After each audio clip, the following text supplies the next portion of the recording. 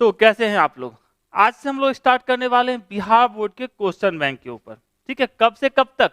2009 से लेकर 2024 तक के जो क्वेश्चंस पूछे गए हैं, मतलब इस साल तक, कि 2025 की अपनी तैयारी अच्छे से हो।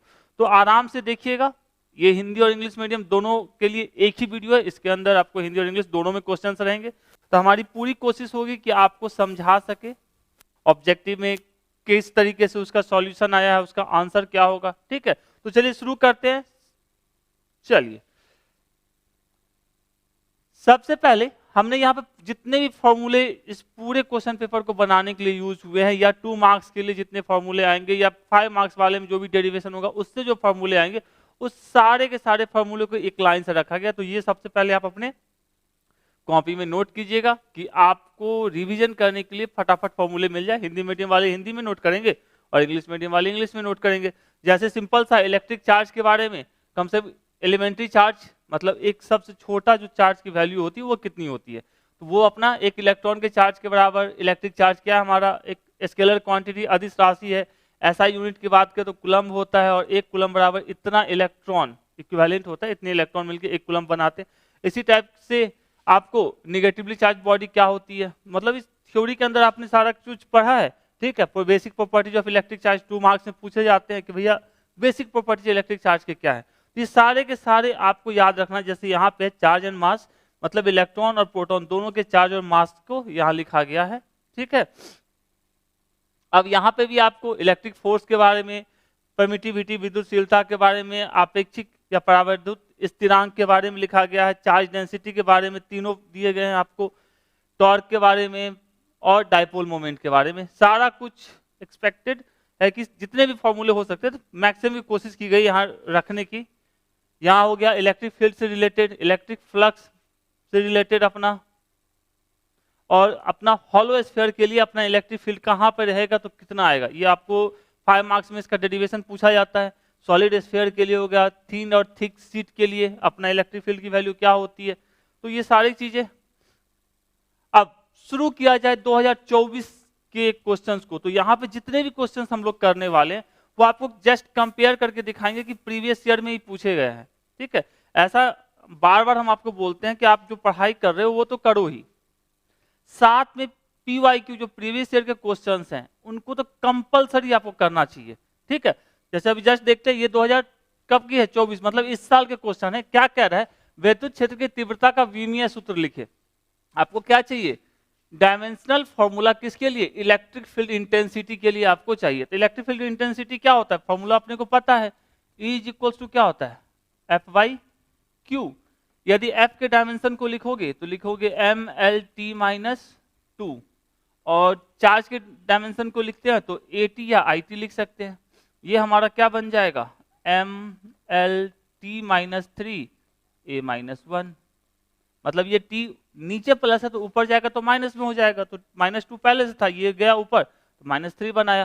तो mLT-3A-1, तो आंसर इसका क्या हो जाएगा? बी, और तो कुछ नहीं है कहीं पे। तो इसका किसके हेल्प से बना? ये जो बॉक्स के अंदर लिखा गया, तो बॉक्स वाला जो भी फॉर्मूले हैं उसको तो पक्का वाला नोट कीजिए। ठीक है, कैसे आता है आपने पढ़ा है, कोई दिक्कत नहीं है। लेकिन यदि आपको नहीं पता है तो जो हमने लिखा है उसको जरूर देखिए। अब चलिए इसका कंपैरिजन करते हैं प्रीवियस ईयर के साथ।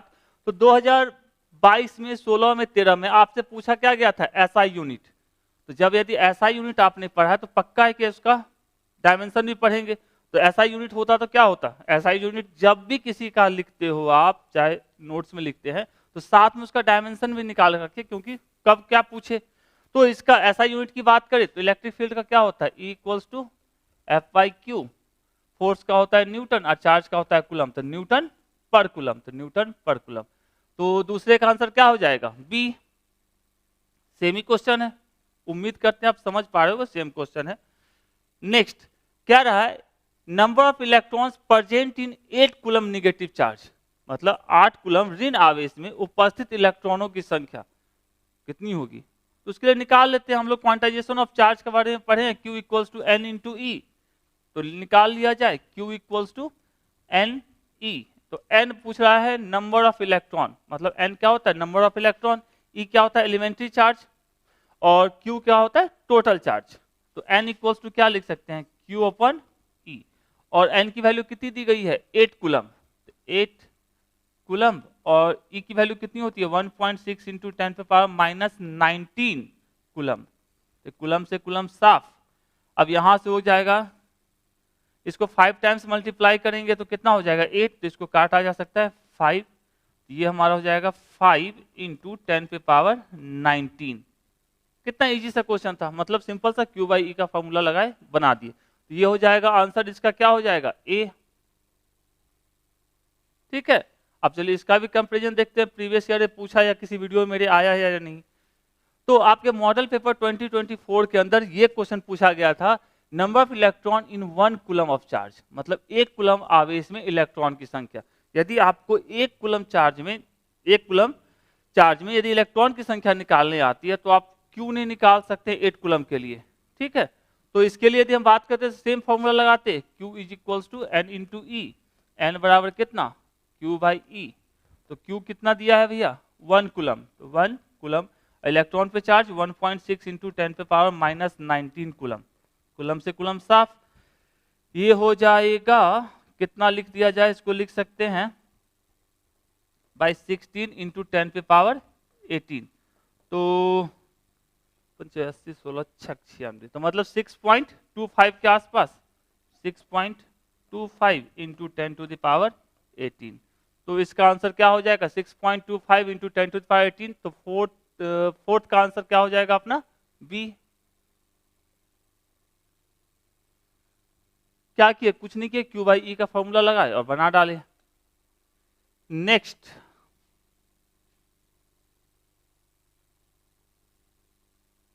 चलिए नेक्स्ट बात करते हैं unit of linear charge density. ये भी आपको 2024 के अंदर पूछा गया। यहाँ पे आपको हम तीनों दिए हैं, linear charge density, surface charge density, volume charge density, मतलब रेखीय आवेश घनत्व, पृष्ठ आवेश घनत्व और आयतन आवेश घनत्व, तीनों के लिए आपको याद रखना है। तो यहाँ पे किसके लिए पूछा जा रहा है, रेखीय आवेश घनत्व क्या होता है Q बाई L, मतलब कूलम्ब पर मीटर। इतना इजी सा, तो कूलम्ब पर मीटर क्या हो जाएगा, फिफ्थ का हमारा A। चलिए इसका भी देखते हैं। इससे पहले आपको क्या पूछा था, पृष्ठ आवेश घनत्व, पृष्ठ आवेश घनत्व, सिंपल सा सरफेस डेंसिटी ऑफ चार्ज। यदि वहां पे कब पूछा 2019 में, यदि आपको सरफेस चार्ज डेंसिटी पूछा तो आप लीनियर और वॉल्यूमेट्रिक दोनों याद रखते, तो आपको ये भी बन जाता 2024 का। तो चलिए क्या हो जाएगा अपना, सरफेस के लिए सिंपल सा कह सकते हैं Q अपन एरिया, तो कूलम्ब पर मीटर स्क्वायर, तो कूलम्ब पर मीटर स्क्वायर D। एकदम इजी सा है, फॉर्मूला याद रखना है, तो इस डब्बे को ध्यान में रखेंगे। और ऐसे भी जितने भी फॉर्मूले यहाँ यूज किए गए इस पूरे क्या बोल सकते हैं ऑब्जेक्टिव को सॉल्व करने के लिए, वो सारे के सारे पहले दिए गए हैं। तो 6 का क्या हो जाएगा D। चलिए 7 में क्या रहा है, two equal and opposite charge of 5 coulomb are kept mutually at a distance of 5 centimetre. ठीक है, the electric dipole moment of this system, क्या करें 5 कूलम के दो बराबर तथा विपरीत आवेश परस्पर 5 सेंटीमीटर की दूरी पर रखे गए हैं, इस निकाय का वैद्युत द्विध्रुव आघूर्ण क्या होगा। आपको फॉर्मूला पता है क्या होता है, P equals to Q into 2A, पता है। यहां आवेश कितना दिया गया है, Q की वैल्यू आपको दी गई है 5 कूलम, और दोनों के बीच का जो डिस्टेंस है वो 5 सेंटीमीटर, तो मतलब कह सकते हैं 2A is equals to 5 centimetre. और सारा का सारा इसमें यूनिट जो दिया गया कूलम्ब मीटर में दिया गया। तो सबसे पहले ये तो कूलम्ब में, ठीक है, इसको बदलेंगे 5 इंटू 10 पे पावर -2 मीटर। तो अपने को Q की वैल्यू पता चल गई, 2A की वैल्यू पता चल गई, तो यहाँ पुट कर देते हैं 5 कूलम इंटू 5 इंटू 10 पे पावर -2 मीटर, ये हमारा हो जाएगा 25 इंटू 10 पे पावर -2 कूलम्ब मीटर। तो आंसर कौन सा, 25 इंटू 10 पे पावर -2 कूलम्ब मीटर। तो ये तो हो गई कब की कहानी, 2024 की। देखते हैं किसके साथ मैच करता है। तो 7th का आंसर क्या हो जाएगा, बी। अब देखिए ये क्वेश्चन पूछा गया 2015 के अंदर, इसमें भी सेम सब कुछ है और कुछ नहीं है, भावनाएं दोनों की सेम है। क्या कह रहा है, the electric dipole moment of N electric dipole made of the two opposite charges having magnitude इतना एंड इतना, ठीक है, सेपरेटेड बाय डिस्टेंस इतना सेंटीमीटर, इतना मीटर के डिस्टेंस पे वो रखा गया है। तो कह सकते हैं एक विद्युत द्विध्रुव दो विपरीत आवेशों से बना है जिसके परिणाम इतना इतना है और उनके बीच की दूरी इतनी मीटर है। विद्युत द्विध्रुव का आघूर्ण है क्या है, सेम कहानी। तो मतलब जैसे ये बनना होगा उस टाइम में, अभी पहले वाला भी जस्ट बनेगा। तो यहाँ पे हमको जो पता है क्या कह सकते हैं, Q दोनों में से किसी का भी, मतलब कह सकते हैं 3.2 इंटू 10 पे पावर माइनस 19 कूलम, और दोनों के बीच की दूरी कितनी दी गई है, डिस्टेंस, तो मतलब 2a की वैल्यू दी गई है 2.4 इंटू 10 पे पावर माइनस 10 कितना मीटर। तो हम लोग क्या जानते हैं, P equals to Q into 2a। Q की वैल्यू कितनी 3.2 इंटू 10 पे पावर माइनस 19 इंटू 2a की वैल्यू है 2.4 इंटू 10 पे पावर माइनस 10 ही है ना। चलिए इस दोनों को मल्टीप्लाई करेंगे तो क्या आएगा, ये आ जाएगा 7.68 इंटू 10 पे पावर माइनस 29। इसका कुलम था तो कुलम, और इसका मीटर है तो मीटर, कुलम मीटर। तो 7.68 इंटू 10 पे पावर माइनस 29 कौन सा आ जाएगा, 8 का बी। तो ये भी क्वेश्चन कैसा था 2024 में जो पूछा गया, सेम वही है, कुछ अलग सा नहीं है। चलिए नेक्स्ट की बात करते हैं। कह रहा है on moving from the surface of a charge metallic sphere to the centre of the sphere the electric field, मतलब एक हमारे पास मेटेलिक स्फीयर है, इसके सरफेस से अंदर की तरफ जब जाएंगे तो इलेक्ट्रिक फील्ड क्या होगा, ठीक है। तो आप यदि इसके पूरे डेरिवेशन को पढ़ोगे तो आपको इलेक्ट्रिक फील्ड आउटसाइड के लिए ये फॉर्मूला आता है, ऑन दी सरफेस के लिए ये आता है, और इनसाइड के लिए जीरो आता है, ठीक है। तो मतलब इसके अंदर इलेक्ट्रिक फील्ड जीरो होता है। यदि इसके ग्राफ को देखेंगे तो यहां से यहां तक ये जीरो रहता है, कहां तक, यहां तक इलेक्ट्रिक फील्ड क्या रहता है, जीरो, और यहां से कुछ ऐसा ग्राफ बनता है। मतलब कह सकते हैं E जो होता है वो डायरेक्टली प्रोपोर्शनल इन 1/r² के। तो ये अपना ग्राफ को थोड़ा सा कलरफुल करते हैं, कौन सा कलर, येलो लेते हैं। मतलब ग्राफ यहाँ पे जीरो, यहाँ से यहाँ तक, और यहाँ से ये ग्राफ किसको फॉलो करता है, कहाँ से, रेडियस से। मतलब यहाँ पे कह सकते हैं इसका रेडियस, और यहाँ पे इलेक्ट्रिक फील्ड मैक्सिमम होगा इस पॉइंट पे। तो ऐसा कुछ ग्राफ भी बनता है इसका। तो अंदर की बात कह रहा है, तो अंदर क्या होगा, इलेक्ट्रिक फील्ड जीरो, ठीक है। तो ये तीनों चीजें आपको डेरिवेशन में पढ़नी है। तो और ऑलरेडी पहले भी आपके फॉर्मूले के शीट में ये तीनों लिखा गया है कि सरफेस के लिए पर क्या होगा, सरफेस से बाहर क्या होगा, और सरफेस के अंदर क्या होगा, किसके लिए, हॉलो स्फीयर के केस में, ठीक है। तो क्या हो जाएगा भैया, अंदर में जीरो, तो क्या हो जाएगा, जीरो एट ऑल प्लेस, मतलब सर्वत्र शून्य रहता है। तो 9 का हो जाएगा डी। चलिए 10 की बात करते हैं, electric intensity inside a charge hollow sphere. Same question है, कब पूछा गया था, 2017 में आपसे पूछा गया है, inside the charge hollow sphere. और इसमें भी क्या पूछा गया है, केंद्र की ओर जाने में, ठीक है। तो दोनों आपका क्या है, सेम ही क्वेश्चन है। तो इनसाइड द हॉलो स्फीयर क्या कहेगा, इनसाइड के लिए इलेक्ट्रिक फील्ड जीरो होगा, तो सेम कहानी, इलेक्ट्रिक फील्ड क्या हो जाएगा, जीरो। तो ये भी 2017 में पूछा, 2024 से पूछा। तो हर एक क्वेश्चन को समझ के, जितना आपको दिया गया है बॉक्स के अंदर, उसको याद रखिए, आपको जरूर हेल्प मिलेगा। चलिए तो 10 नंबर क्वेश्चन 2000 क्या आ जाएगा आंसर इसका, C. 11th number question, an electric dipole are situated in a closed surface. एक क्लोज सरफेस है, इसके अंदर एन इलेक्ट्रिक डाइपोल रखा गया है, अच्छी बात है। तो total electric flux coming out from the closed surface will B, मतलब इस सरफेस से टोटल फ्लक्स कितना बाहर आएगा। तो एक इलेक्ट्रिक फ्लक्स की बात करें तो नेट जो चार्ज हमारा होता है, नेट चार्ज किसके ऊपर, इलेक्ट्रिक डाइपोल के, विद्युत द्विध्रुव के ऊपर, वो होता है प्लस क्यू माइनस क्यू, मतलब जीरो। तो यदि n लोगों को अंदर रखा जाएगा और हर एक के पास, मान लिया जैसे एक इंसान है जिसके पास 0 रुपए है, ठीक है, तो वैसे वैसे किसी डब्बे के अंदर रख दोगे तो फिर भी तो पैसे कितने होंगे, 0 ही होंगे। तो मतलब यहाँ पे क्यू टोटल की बात की जाए, कुल आवेश की, तो वो कितना होगा, 0। और हम लोग जानते हैं फाई इक्वल्स टू क्या होता है, टोटल बाई एप्सिलॉन नॉट, मतलब 0 बाई एप्सिलॉन नॉट, मतलब कहानी क्या हो जाएगी, 0 हो जाएगी। तो 2024 से पूछा गया था, आंसर क्या हो जाता, 0। उम्मीद है समझ में है, तो लाइक तो बनता है ना, लाइक करके बताइएगा। तो 11th का नंबर क्या हो जाएगा, डी। अब सेम क्वेश्चन 2019 में ही पूछा गया उसी भावना के साथ।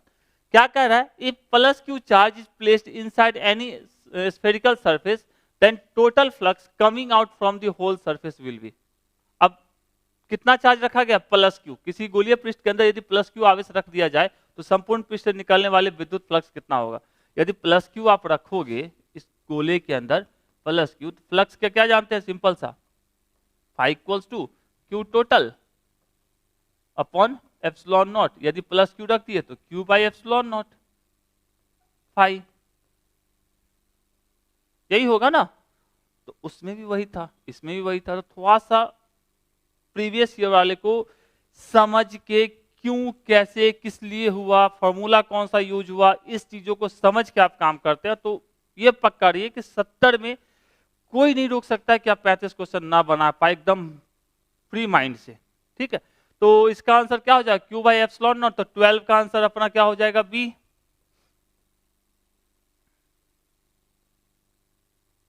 Next, the dielectric constant of a metal. अब देखो ये वाला भी क्वेश्चन आपको इससे पहले, जब यदि आप में से कोई भी इलेक्ट्रिक चार्ज एंड फील्ड का इससे पहले का जो 2009 से लेकर 2022 तक वाला वीडियो था, उसको यदि आप देखोगे तो उसके अंदर भी ये बॉक्स दिया गया है, ठीक है।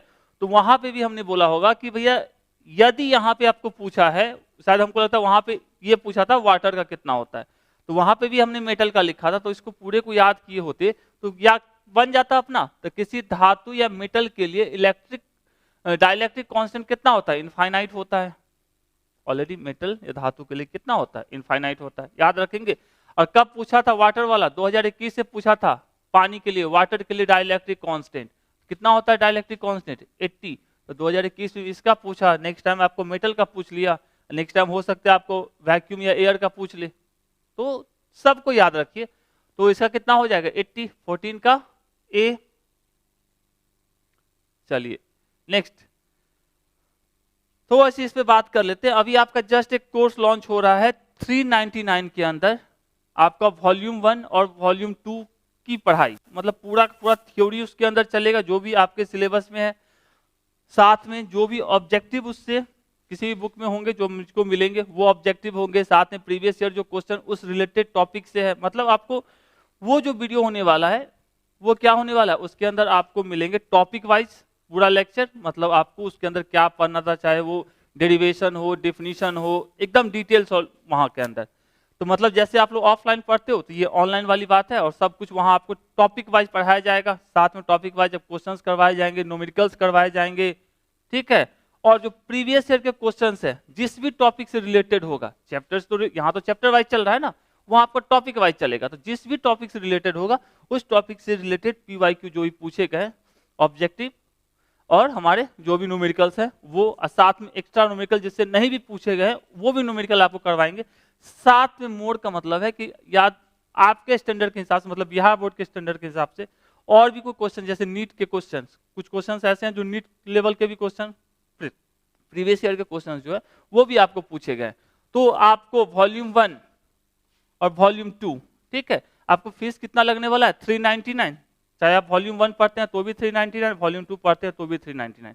तो इतने कम फीस में आपको पूरा का पूरा कंप्लीट करवाया जाएगा। अभी जैसे ये जब आपका चलेगा, ठीक है, तो इसमें ये टारगेट है कि पर मंथ आपका एक चैप्टर मिनिमम कंप्लीट हो। जैसे वॉल्यूम 1 आप पढ़ते हैं तो वॉल्यूम 1 में पहला क्या है, इलेक्ट्रिक चार्ज एंड फील्ड, तो वो आपको पूरा का पूरा इस महीने में कंप्लीट कर दिया जाएगा। साथ में यदि आप वॉल्यूम 2 लेते हैं, ठीक है, या कोई बंदा सिर्फ वॉल्यूम 2 पढ़ता है तो उसका रे ऑप्टिक्स जो अपना है पहला 9th नंबर चैप्टर, वो सारा इस महीने में वॉल्यूम 2 भी एक साइड से कंप्लीट होगा, वॉल्यूम 1 भी एक साइड से कंप्लीट होगा। तो टोटल अपने कितने चैप्टर है? 15 चैप्टर है। वॉल्यूम 1 के अंदर 8 चैप्टर और वॉल्यूम 2 के अंदर 7, टोटल 15। मतलब ये मान के चलेंगे 7 से 8 महीने के अंदर आपका कंप्लीट हो जाएगा सिलेबस, एक एक टॉपिक, एक एक ऑब्जेक्टिव। इतना करने के बाद उम्मीद रहेगा कि आप बहुत अच्छा रिजल्ट लेके आओगे। तो क्वेश्चंस वहां भी रहेंगे, काफी सारे रहेंगे, न्यूमेरिकल तो भर भर के रहने वाले हैं। तो यदि जिन लोग को इंटरेस्ट होगा वो 399 यहाँ लिंक दिया गया है ऐप का, ऐप डाउनलोड करेंगे, वहां पे आपको जो भी वीडियो रेगुलर, मतलब ये लाइव क्लास नहीं होगा, पहले बता दे रहे, ये हमारा क्या है, रिकॉर्डेड क्लास है, क्योंकि टाइम का थोड़ा प्रॉब्लम है। तो यहाँ क्लास रिकॉर्ड होगा, वहां अपलोड होगा, जो भी डाउट रहेगा वहां चैट सेक्शन है, उसमें आप पूछ सकते हैं। उम्मीद है समझ में आया। तो यदि आपको इंटरेस्ट होगा, मतलब 2025 के लिए हमसे पढ़ने के लिए 399 के अंदर वॉल्यूम 1 या वॉल्यूम 2 को, तो आप ये आपका जो कोर्स होने वाला है इंग्लिश और हिंदी दोनों के लिए अलग अलग होने वाले, मतलब हिंदी मीडियम वाले हिंदी मीडियम के कोर्स को ज्वाइन करेंगे, इंग्लिश मीडियम वाले इंग्लिश मीडियम को। तो जो भी पढ़ाया जाएगा उसका पीडीएफ भी अपलोड होगा क्लास वाइज, ठीक है। वीडियो भी आपको अपलोडेड रहेगा, जब तक एग्जाम नहीं होता है उस समय तक आपका वो अपलोडेड रहेगा। तो उम्मीद है आप समझ पा रहे होंगे। थ्योरी आपको आएगा, ऑब्जेक्टिव आएगा, न्यूमेरिकल आएगा, पीवाईक्यू और जो भी रिकॉर्डेड क्लास होगा। यदि इंटरेस्टेड होंगे तो जाके आप अभी बाई कर सकते हैं। चलिए अपने कहानी के ऊपर चलते हैं।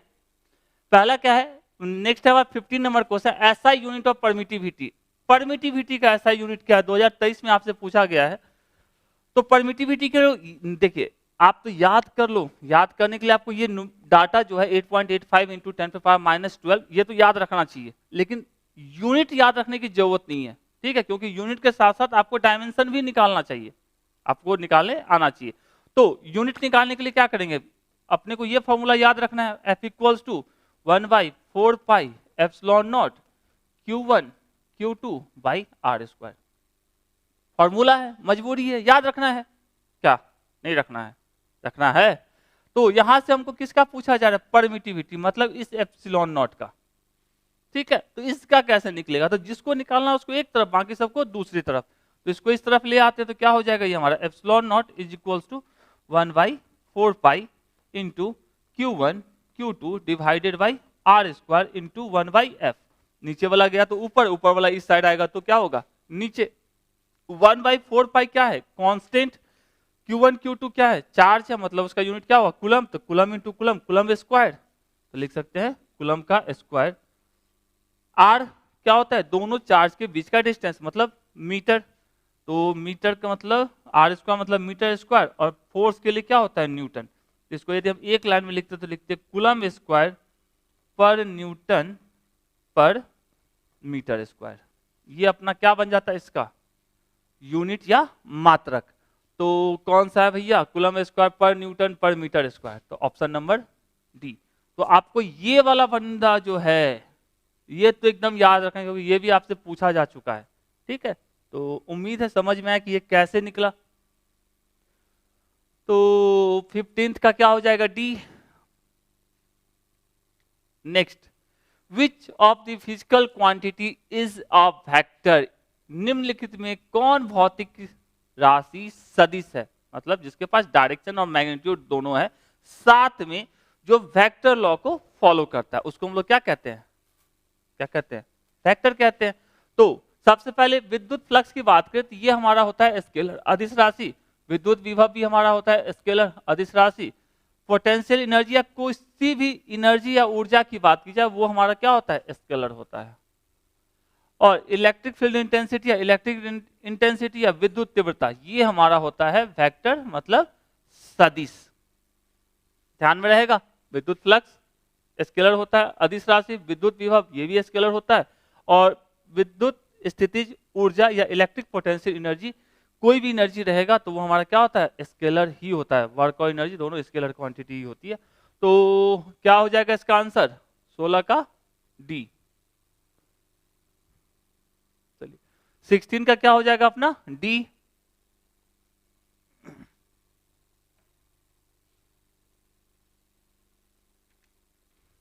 Next 17 the total electric flux coming out from stationary unit positive charge in air, वायु में स्थित स्थिर इकाई धन आवेश से निकलने वाला संपूर्ण विद्युत फ्लक्स का मान। ये कब पूछा है? 2023 के अंदर। तो हम लोग क्या जानते हैं? Phi equals to Q total by epsilon naught. तो कितना आवेश को रखा गया? इकाई धन आवेश यूनिट पॉजिटिव चार्ज को, तो मतलब 1 बाई एप्सिलॉन नॉट। तो इसको लिख सकते हैं एप्सिलॉन नॉट के पावर -1। तो एप्सिलॉन नॉट के पावर कितना हो जाएगा? -1। तो 17 का क्या हो जाएगा अपना? बी। तो ये सब आप यदि कॉपी में नोट करके रखते हैं अच्छी बात है, ठीक है। जिन लोग को पीडीएफ चाहिए तो पीडीएफ का भी लिंक नीचे दिया गया है, वहां पे इस क्वेश्चन को सॉल्यूशन जैसे दिया गया ये तो रहेगा ही उस पीडीएफ के अंदर, साथ में सारे के सारे ऑब्जेक्टिव्स, ठीक है, विदाउट हिंट्स विदाउट सॉल्यूशन भी दिए जाएंगे लास्ट में, जिससे आप खुद जब सॉल्व करने बैठो तो फटाफट देख के हाँ इसका आंसर ये होगा, कैसे होगा, खुद से आप सॉल्व कर सकते हैं, ठीक है। तो पीडीएफ का लिंक भी नीचे दिया गया है, आप जैसे जैसे वीडियो आएगा वैसे वैसे आपके पीडीएफ के अंदर जो भी पीडीएफ रहेगा उसके अंदर आपका ऑब्जेक्टिव, शॉर्ट और लॉन्ग तीनों टाइप के क्वेश्चंस रहेंगे। तो चलिए नेक्स्ट बात करते हैं 17 के बाद 18। The law governing the force acting between two electric charge is, दो विद्युत आवेशों के बीच लगने वाले बल को नियंत्रित करने वाले नियम को कहा जाता है। यही तो पढ़े भैया, कूलम का नियम चलता है आवेश के टर्म में, ठीक है। तो एम्पियर का नहीं, ओम का नहीं, फैराडे का नहीं, तो कौन सा? Coulomb's law. जैसे यहाँ देख रहे हैं एक आवेश दूसरा आवेश एक दूसरे को आकर्षित कर रहा है, मतलब एक विपरीत आवेश क्या करते हैं? एक दूसरे को आकर्षित करते हैं, जबकि दो समान प्रकार के आवेश एक दूसरे को क्या करते हैं? प्रतिकर्षित करते हैं। तो उम्मीद है समझेंगे। चलिए 18 के बाद आते हैं हम लोग 19 पे। चल भैया 19 आ जा। The force acting on per unit charge is called, force acting on per unit charge, इसको कहा जाता है इलेक्ट्रिक फील्ड का डिफिनीशन ही यही होता है, विद्युत क्षेत्र की तीव्रता का परिभाषा ही यही है। तो कह सकते हैं सिंपल सा क्यू नॉट यूनिट चार्ज के लिए, तो ये हमारा क्या बनेगा? Electric field. 19 का 20, quantization of charge indicates that, आवेश का परिमाणीकरण दर्शाता है कि आवेश का परिमाणीकरण क्या? Quantization Q equals to N into E, मतलब चार्ज जब भी होगा इलेक्ट्रॉन के एक चार्ज का इंटीग्रल मल्टीपल होता है, पूर्णांक के गुणनफल के बराबर होता है। तो कह सकते हैं आवेश जो इलेक्ट्रॉन पर आवेश का एक अंश है, संभव नहीं है। दूसरा, एक आवेश को नष्ट नहीं किया जा सकता, ये आवेश संरक्षण का सिद्धांत है। कणों पर आवेश होता है, ये भी क्वांटाइजेशन को नहीं बताता है। एक कण पर न्यूनतम अनुमेय आवेश या सिंपल सा there exist a minimum permissible charge on a particle. तो जो हमारा कहता है वो है कि इलेक्ट्रॉन पर आवेश का एक अंश है, संभव नहीं है। तो 20 का हमारा आंसर क्या हो जाएगा? A. Charge which is fraction of charge on an electron is not possible, मतलब किसी बॉडी के ऊपर जो चार्ज होता है वो इंटीग्रल मल्टीपल होता है, पूर्णांक के गुणनफल के बराबर होता है किसके? एक इलेक्ट्रॉन के ऊपर जो आवेश होता है उसके, ठीक है। तो अंश है तो क्या कह सकते हैं? विच इज फ्रैक्शन, फ्रैक्शन क्या गया भाई? चलिए, fraction of charge on an electron is not possible, electron के चार्ज का फ्रैक्शन नहीं संभव होता है, ठीक है। तो 20 का क्या हो जाएगा? ए।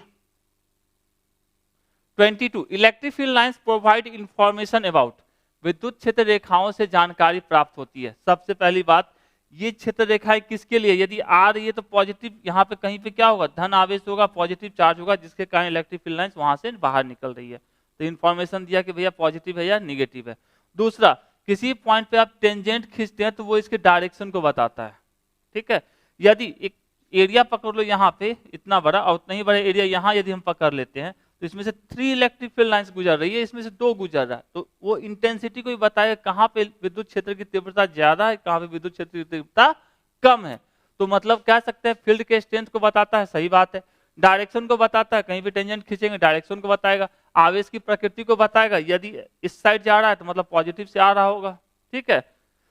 तो आवेश की प्रकृति को ही बताता है, तो मतलब आंसर क्या हो जाएगा? 21 का डी, ठीक है। तो मतलब ये चारों इंफॉर्मेशन देता है किसके बारे में? क्षेत्र की शक्ति, फील्ड स्ट्रेंथ के बारे में, डायरेक्शन के बारे में, और नेचर ऑफ चार्ज, आवेश कैसा है, धन आवेशित है, ऋण आवेशित है, ये दोनों के बारे में बताएगा। यदि बाहर निकल रही विद्युत क्षेत्र रेखाएं तो वो धन आवेश से बाहर की तरफ निकलती है और ऋण आवेश मतलब निगेटिव चार्ज की तरफ। ठीक है, तो 21 का क्या हो जाएगा? डी। चलिए 22, the ratio of electric force and gravitational force acting between two charges is in the order of. दो आवेशों के बीच वैद्युत बल और गुरुत्वीय बलों के अनुपात निम्नलिखित में किस रूप में होता है? देखिए इस क्वेश्चन में ना मतलब थोड़ा सा कुछ छूटा हुआ है, इसमें ये क्लियर नहीं है कि कौन सा आवेश। ठीक है, एक प्रोटॉन प्रोटॉन की बात हो रही है या इलेक्ट्रॉन इलेक्ट्रॉन की बात हो रही है या इलेक्ट्रॉन प्रोटॉन की बात हो रही है, लेकिन अकॉर्डिंग टू बिहार बोर्ड जो आंसर दे रहे हैं, और चूंकि हम लोग अभी फिलहाल इसके अंदर सिर्फ इलेक्ट्रॉन के बारे में बात होती है, इसलिए हम लोग इसको इलेक्ट्रॉन लेके ही बनाएंगे।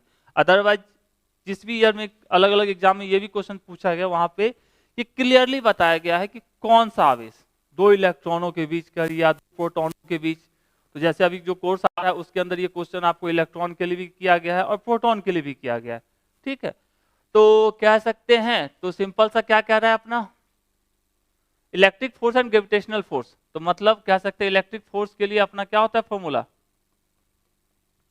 K Q1 Q2 by R square, और ग्रेविटेशनल फोर्स के लिए क्या होता है फॉर्मूला, चलिए इसको यहां से, ग्रेविटेशनल फोर्स के लिए अपना फॉर्मूला होता है G m1 m2 by R square. ठीक है, ये सी ये साफ। तो यहां से क्या बच गया हमारा, K Q1 Q2 divided by G m1 m2। आपको K का मान पता है, G का मान पता है, Q1 Q2 का मान पता है, m1 m2 का मान पता है। K का मान कितना होता है 9 इंटू 10 टू द पावर 9, और दोनों जो आवेश है वो क्या है अपने इलेक्ट्रॉन है। इस क्वेश्चन को बनाने के पॉइंट ऑफ व्यू से ही इलेक्ट्रॉन, अदरवाइज क्वेश्चन में लिखा रहता है।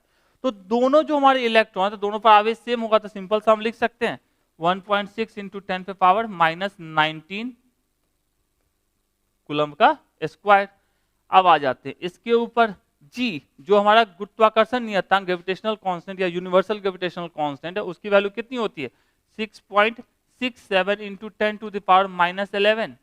अब दोनों के द्रव्यमान की बात हो रही है, किसके द्रव्यमान, इलेक्ट्रॉन की। तो इलेक्ट्रॉन का द्रव्यमान कितना होता है 9.1 इंटू 10 पे पावर -31। और चूंकि दोनों इलेक्ट्रॉन है तो दोनों का द्रव्यमान भी क्या होगा, बराबर होगा।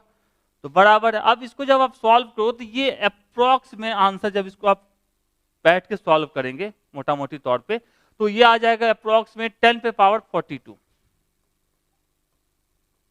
जब हम किसकी बात करते, ये पूरी कहानी इलेक्ट्रॉन और इलेक्ट्रॉन के लिए की जा रही है, तो ठीक है, तो इसका आंसर क्या हो जाता। लेकिन यही कहानी यदि आप प्रोटॉन और प्रोटॉन के टर्म में करते, किसके लिए, प्रोटॉन और प्रोटॉन के टर्म में, प्रोटॉन और प्रोटॉन के लिए, उस समय आंसर हमारा क्या था 10 पे पावर ये आता 10 पे पावर 36।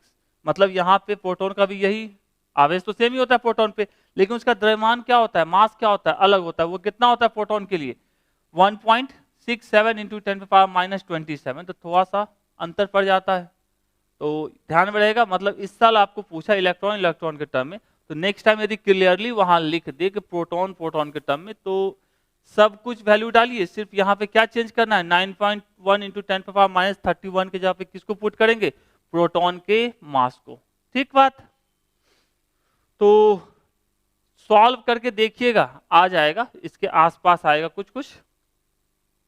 तो 22 का आंसर क्या हो जाएगा, ए।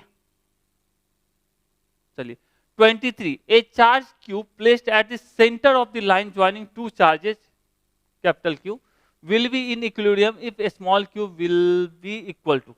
दो आवेश क्यू को मिलाने वाली रेखा के बीच में एक आवेश स्मॉल क्यू रखा जाए, तो आवेशों की इस व्यवस्था में संतुलन के लिए स्मॉल क्यू का मान क्या होगा, क्या होगा। ऑलरेडी 2023 का क्वेश्चन है, मतलब 2023 पहुंच गए अपन लोग। Question number 23 2023। चलो जो भी है, ये मान लो अपने पास एक आवेश, एक अपना दूसरा आवेश, ये इसको मिलाने वाली रेखा, इसके केंद्र पे मान लिया हमने क्यू आवेश को रखा। ठीक बात, तो ये किस में है आपका, इक्विलिब्रियम में है, मतलब संतुलन की अवस्था में है। संतुलन की अवस्था में है, तो ये संतुलन की अवस्था में कब रहेगा, ये पूरा का पूरा सिस्टम संतुलन में कब रहेगा, उसी समय रहेगा जब जितने भी आवेश इसके ऊपर है सब पे बल जो हो वो शून्य होना चाहिए, मतलब कुल बल का मान क्या होना चाहिए, शून्य होना चाहिए। ठीक बात, तो चलिए देखते हैं। तो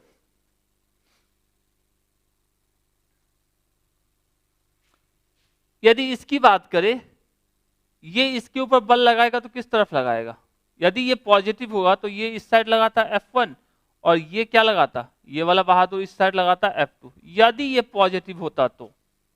ठीक है, लेकिन इसके पॉजिटिव होने के केस में ये इसके ऊपर ये पॉजिटिव है तो क्या करेगा, इस साइड बल लगाएगा, और ये भी इसके ऊपर किस तरफ, इसी तरफ बल लगाएगा, मतलब F2 भी इसी तरफ लगेगा।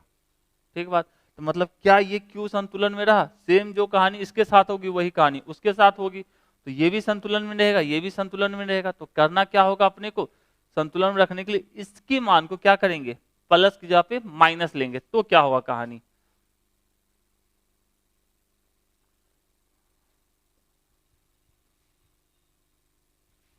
क्या करते हैं, इसको अब हम ले लेते हैं क्या चीज, माइनस में ऋणात्मक आवेश लेते हैं, तो चलिए ले लेते हैं। तो इसके कारण इसके ऊपर जो बल लगेगा, यदि ये ऋणात्मक होता तो इस पे इस तरफ बल लगता F1, और ये वाले के कारण इसके ऊपर बल लगेगा किस तरफ, इस तरफ, ये हमारा होता F2। अब ये ऋणात्मक है, इसके ऊपर बल लगाएगा किस तरफ, इस तरफ, इसके कारण इसके ऊपर, मतलब अब ये कहा जा सकता है यदि F1 और F2 बराबर है, मतलब इन दोनों के बीच की दूरी यदि R और ये भी R होती, तो इसके ऊपर बल F1 और F2 क्या होता, बराबर हो जाता, मतलब ये संतुलन में आ जाता। लेकिन यदि इस Q के कारण इसके ऊपर, चल पहले ये माइनस Q के कारण इसके ऊपर बल क्या होता, मान लो F1 होता, और ये कैपिटल Q के कारण इसके ऊपर बल, चूंकि ये प्लस और माइनस है तो एक दूसरे को आकर्षित करेंगे, मतलब ये इसको अपनी तरफ खींचेगा, तो F1 का डायरेक्शन इस तरफ, और इस Q के कारण इसके ऊपर, मतलब ये भी पॉजिटिव है और ये भी अपना पॉजिटिव है, तो इसके ऊपर बल किस तरफ लगेगा। अब ये चूंकि दोनों बल की दिशा एक दूसरे के विपरीत है, और यदि दोनों बराबर हो जाते तो क्या होता, आपका ये वाला भी बंदा संतुलन में आ जाता। तो सबसे पहली बात ये क्लियर हो कि जो भी आंसर होगा वो क्या होगा, माइनस में आएगा। तो माइनस में आएगा तो मतलब ये तो कहानी खत्म और ये भी कहानी खत्म। ठीक है, बनाने के लिए यहां से भी बन सकता था एक लाइन बिना कुछ किए हुए, फिर भी देख लेते हैं। तो क्या होना चाहिए अपना, F1 बराबर F2, यही होना चाहिए।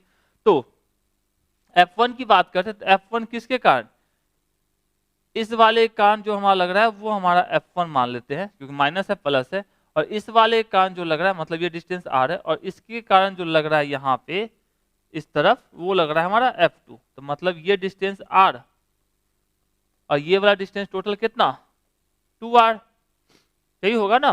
तो दोनों को बराबर करना, तो F1 के लिखते तो क्या लिखते कि दोनों के बीच की दूरी R का स्क्वायर बराबर, यहां से वहां तक जाते हैं तो K capital Q divided by दोनों के बीच की दूरी मतलब 2R का स्क्वायर, K से K साफ, Q से Q साफ, और अपने को Q बाई R स्क्वायर बराबर क्या हो जाएगा, Q बाई 4R स्क्वायर, ये से ये साफ, तो स्मॉल q बराबर कितना हो जाएगा, Q बाई 4। ये हो गया आवेश का मान, और ऋणात्मक या धनात्मक हम पहले ही डिसाइड कर चुके, ऋणात्मक का तो ही बैलेंस करेगा, तो मतलब आंसर इसका क्या हो जाएगा माइनस Q बाई 4। उम्मीद करते हैं समझ गए होंगे। ठीक है, तो कमेंट करके बताइएगा कितना समझे, यदि लग रहा है कि आप समझ पा रहे तो अपने दोस्तों के साथ शेयर भी करना चाहिए, क्योंकि आप ही का चैनल है, आप ही के लिए है। आप एग्जाम दोगे, आपका रिजल्ट अच्छा आएगा तो आप इतना हमको बताओगे सर इतना अच्छा नंबर आया, तो कब आएगा, जब आप पढ़ेंगे। तो इसको आपको नोट करते रहिए, एक एक क्वेश्चन को खुद से प्रैक्टिस कीजिए, इससे रिलेटेड जो भी क्वेश्चंस आपको मिलते हैं बुक में उसके ऊपर ही प्रैक्टिस किया कीजिए। तो आ गए 23 का आंसर क्या हो जाएगा बी। 24 की बात करते हैं, what is the angle between the electric dipole moment P and the electric field strength E when the dipole is in stable equilibrium. देखिए इक्विलिब्रियम भी दो टाइप का होता है, एक हमारा स्टेबल, एक अनस्टेबल, एक न्यूट्रल इक्विलिब्रियम भी होता है तो उसकी चर्चा नहीं करते। तो अपन लोग बात करेंगे स्टेबल और अनस्टेबल इक्विलिब्रियम की, ठीक बात। तो चलिए फिगर में तो सब कुछ क्लियर ही है, फिर भी यहाँ पे देखते हैं। ये मान लो अपना इलेक्ट्रिक फील्ड का डायरेक्शन है,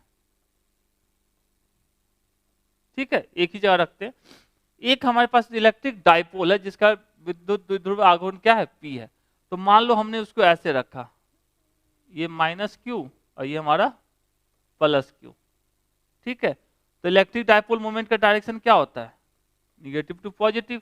अब इसके ऊपर प्लस Q है, उसके ऊपर बल जो लगेगा वो किस तरफ लगेगा, जिस तरफ हमारा विद्युत क्षेत्र की दिशा है। इलेक्ट्रिक फील्ड की डायरेक्शन में इस साइड पर फोर्स लगेगा F बराबर कितना, Q इंटू E, और इसके ऊपर निगेटिव इलेक्ट्रिक फील्ड के अपोजिट डायरेक्शन में मतलब Q इंटू E।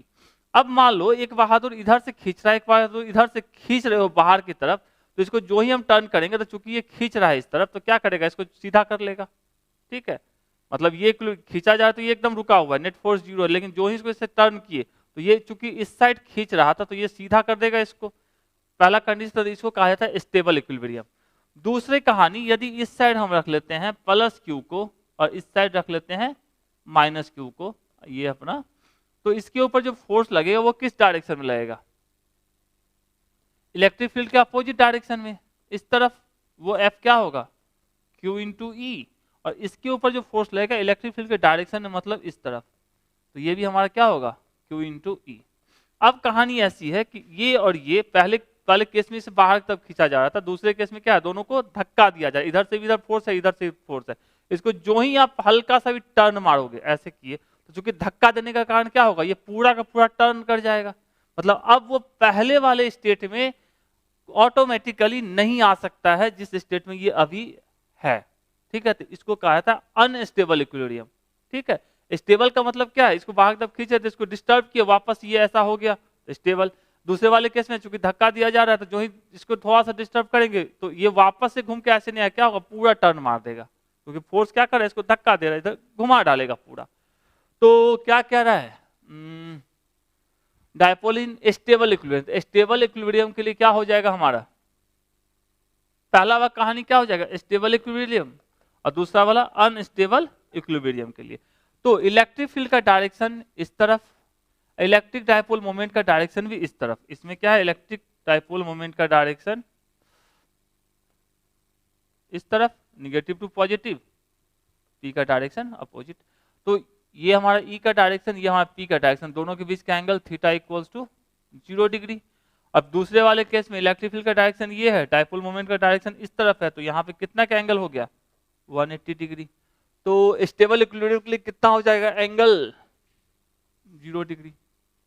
यहाँ भी देख सकते हैं डायपोल मोमेंट का डायरेक्शन के साथ सब कुछ दिखाया गया है। तो इस फिगर में भी वही चीज बना हुआ है जो आपको हमने यहाँ पे समझा है। तो नेक्स्ट टाइम यदि पूछता है कि अनस्टेबल इक्विलिब्रियम के लिए, ठीक है, तो हमारा कितना एंगल होगा, तो उस समय हमारा एंगल कितना हो जाएगा, 180 का, और स्टेबल के लिए कितना होगा, 0 डिग्री का, ठीक बा, सही बा। तो 24 का आंसर डी। चलिए next, surface density of charge is, already इससे पहले भी क्वेश्चन में दिखा चुके थे क्या होता है सरफेस डेंसिटी का फॉर्मूला। चलिए फॉर्मूला पूछा था, क्या होता है, linear charge density, surface charge density, volumetric charge density. मतलब charge upon area surface charge density को बताता है, मतलब पृष्ठ आवेश घनत्व को चार्ज अपॉन एरिया, मतलब 25 का A। 26, the permittivity of free space. Free space की परमिटिविटी से पहले भी याद होगा आपको, हमने बोला था कि भैया ये डाटा तो याद रखो, ठीक है। तो डाटा कितना, चाहे आप फैराड पर मीटर में लिखो या कूलम न्यूटन मीटर के टर्म में लिखो, दोनों में न्यूमेरिकल वैल्यू सेम ही आने वाली है। आगे जब आपको फैराड पर मीटर में कैसे यूनिट आता है इसकी बात होगी आगे, तो वहां आपको क्लियर करेंगे कि फैराड पर मीटर कैपेसिटेंस का यूनिट रहता है फैराड, तो फैराड पर मीटर में कैसे आता है यूनिट। तो कितना हो जाएगा 8.85 इंटू 10⁻⁻12 फैराड पर मीटर। तो आंसर क्या हो जाएगा अपना 26 का A। 27, the SI unit of electric field intensity, formula क्या होता है, E is equals to F/Q। तो SI यूनिट मतलब न्यूटन पर कूलम, तो न्यूटन पर कूलम। यही 2022 में पूछा है, 13 और 16 में सेम क्वेश्चन है, पूछ रहा है विद्युत क्षेत्र का SI मात्रक, तो क्या होगा न्यूटन पर कूलम मतलब B। तो 27 का आंसर क्या हो जाएगा? सबका मतलब सिर्फ लिखने का तरीका थोड़ा सा चेंज किया, इसमें अंदर लिखा है SI मात्रक और इसके अंदर सिंपल सा इसमें भी लिखा है SI मात्रक, तो दोनों में अंतर का है। अच्छा यहाँ पे E डाल दिया एक्स्ट्रा में, ठीक है, मतलब विद्युत क्षेत्र को सिंबल भी उसका लिख दिया। तो तीनों साल सेम ही क्वेश्चन पूछा गया था, तो 27 का क्या हो जाएगा B. 28 intensity of electric field at a point is, अभी तक कितनी बार यूज कर चुके हैं, क्या होता है E equals to F by Q, equals to F by Q. और यहां यदि बात किया जाए E equals to F by Q, तो कब 2021-22 बार बार लगातार, तो उम्मीद है फॉर्मूला को याद रखेंगे। E equals to F by Q vector form में भी आपको शुरुआत में लिखा गया सीट वाले में, जो फॉर्मूले का आपका 3-4 पेज का है आपका उसके अंदर। तो वेक्टर फॉर्म में चूंकि आवेश जो होता है एक अदिश राशि होती है, तो उसके ऊपर वेक्टर की कहानी तो कुछ करनी नहीं है। विद्युत बल या इलेक्ट्रिक फोर्स क्या होता है, एक सदिश है वेक्टर है, तो उसके लिए वेक्टर लिखेंगे। इलेक्ट्रिक फील्ड भी हमारा क्या होता है, एक वेक्टर क्वांटिटी होती है, तो उसके लिए भी लिखेंगे वेक्टर। 28 का क्या हो जाएगा ए, मतलब 28 का फर्स्ट वाला बी और दूसरे वाला क्या हो जाएगा ए। 28 चलिए 29 विच of the following is correct for charge on an electron, electron पर आवेश के लिए इनमें से कौन सी 2022 से पूछा है। ये वाला टेबल शुरुआत में भी दिया गया है, कितना होता है 1.6 इंटू 10⁻⁻19 कूलम, तो याद रखेंगे 1.6 इंटू 10⁻⁻19 कूलम, तो 29 का आंसर क्या हो जाएगा D. 30 ampere hour is the unit of, ampere घंटा मात्रक होता है। देखिए आवेश का या कह सकते हैं चार्ज का, चार्ज ठीक है, तो चार्ज एक क्या बोलते हैं डिराइव क्वांटिटी होती है। तो चार्ज आता कैसे है, तो करंट बराबर होता है आवेश बटे समय। तो यहां से क्या लिख सकते हैं, चार्ज Q बराबर करंट मतलब I और टाइम का मतलब T, तो सिंपल सा इसका मात्रक होता है तो एम्पियर इंटू सेकेंड, ठीक है। अब एम्पियर तो ठीक है, सेकंड किस चीज का, टाइम का होता है, तो यहां पे जो लिखा गया आपको घंटा या आवर, आवर भी किस चीज का यूनिट होता है, टाइम का होता है, तो सेकंड भी टाइम का। यदि आवर के जगह पे नेक्स्ट टाइम मिनट लिख दे तो भी मतलब एम्पियर इंटू एम्पियर और क्या लिख दे मिनट, तो भी हमारा किसका होगा आवेश का। एम्पियर और साथ में लिख दे ईयर मतलब साल, तो भी हमारा किसका होगा, स्वाभाविक इलेक्ट्रिक चार्ज का होगा। तो कह सकते हैं एम्पियर इंटू आवर किसका होता है, इलेक्ट्रिक चार्ज का, आवेश का, तो 30 का B. Next SI unit of electric dipole moment, इसे पहले भी फॉर्मूला पढ़े और यूज भी किए हैं। सिंपल सा क्या होता है P equals to Q into 2A। Q क्या होता है आवेश कूलम्ब और 2A का क्या हो जाएगा मीटर, तो कूलम्ब मीटर, तो कूलम्ब मीटर कूलम्ब मीटर एक ही तो है। तो 31 का B। Next 32 the vector form of Coulomb's law is, Coulomb's law का वेक्टर फॉर्म कौन सा है इसमें से, तो याद रखिए आराम से, पहले स्केलर फॉर्म याद रखिए, F इक्वल्स टू क्या होता है 1/4 pi epsilon naught Q1 Q2 by R square. अब यदि इसको वेक्टर बनाना है तो हम क्या करेंगे, इसको यूनिट वेक्टर के साथ मल्टीप्लाई कर देंगे। तो क्या करेंगे, वेक्टर बनाने के लिए सिंपल सा है 1/4 pi epsilon naught Q1 Q2 by R square और R का यूनिट वेक्टर। यदि इतना लिखा हुआ है तो आपका आंसर सही है, कहीं लिखा हुआ है नहीं है, आपको जिसमें दिया है वेक्टर फॉर्म में दिया है। स्केलर फॉर्म के हिसाब से क्यूब नहीं होता, जो वेक्टर लिखा तो ये तो स्केलर फॉर्म में ही लिखा गया है। तो इस तीनों में के साथ करना है, तो ये यूनिट वेक्टर के टर्म में, जैसे मान लीजिए इस साल आपको पूछा वेक्टर के टर्म में, नेक्स्ट टाइम यूनिट वेक्टर के टर्म में पूछेगा, तो यहाँ पे स्क्वायर रहेगा, यहाँ पे यूनिट वेक्टर रहेगा। अब यूनिट वेक्टर को हटा के वेक्टर बनाते हैं तो क्या लिखेंगे 1/4 pi epsilon naught Q1 Q2 by R square, और यूनिट वेक्टर होता है vector by mod of vector या सिंपल सा R उसको लिख लेते हैं, तो इसको लिख सकते हैं 1/4 pi epsilon naught Q1 Q2 divided by R को, इस R को भी इस तरीके से लिखा जा सकता है, तो इसको हम लिख सकते हैं R मॉड का क्यूब इंटू फैक्टर R। तो कौन सा हो जाएगा अपना इसलिए मॉड लगा लेते हैं यहाँ पे भी। ठीक है, तो आंसर क्या हो जाएगा अपना 32 का ए। ठीक है, तो ये याद रखेंगे, यूनिट फैक्टर के टर्म में कौन सा बनेगा, ये वाला, फैक्टर के टर्म में ये वाला। ठीक बात, ओके, तो 32 हो गया।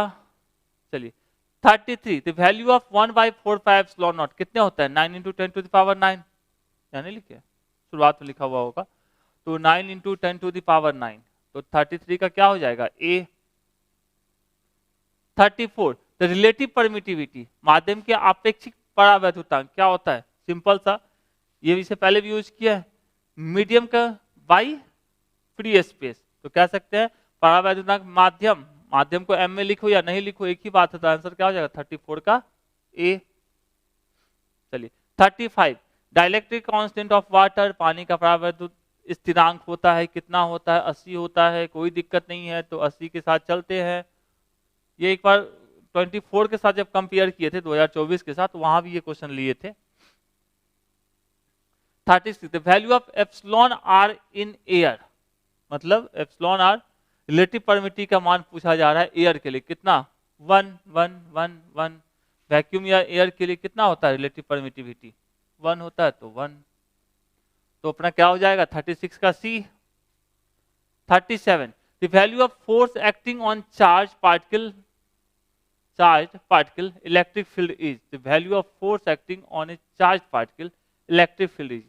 तो इलेक्ट्रिक फील्ड के बारे में पूछा जा रहा है, इससे पहले भी शायद किसी में था ना, फोर्स के टर्म में था। तो इलेक्ट्रिक फील्ड इक्वल्स टू क्या होता है, फोर्स अपॉन चार्ज, तो फोर्स अपॉन चार्ज, अच्छा, the value of force acting on A charge particle electric field, मतलब इलेक्ट्रिक फील्ड के अंदर यदि कोई चार्ज पार्टिकल है तो उसके ऊपर फोर्स कितना होगा, तो ऑलरेडी इससे पहले भी यूज कर चुके हैं, कितना, तो याद रखेंगे सिंपल सा, F equals to Q into E, तो क्या हो जाएगा Q इंटू ई,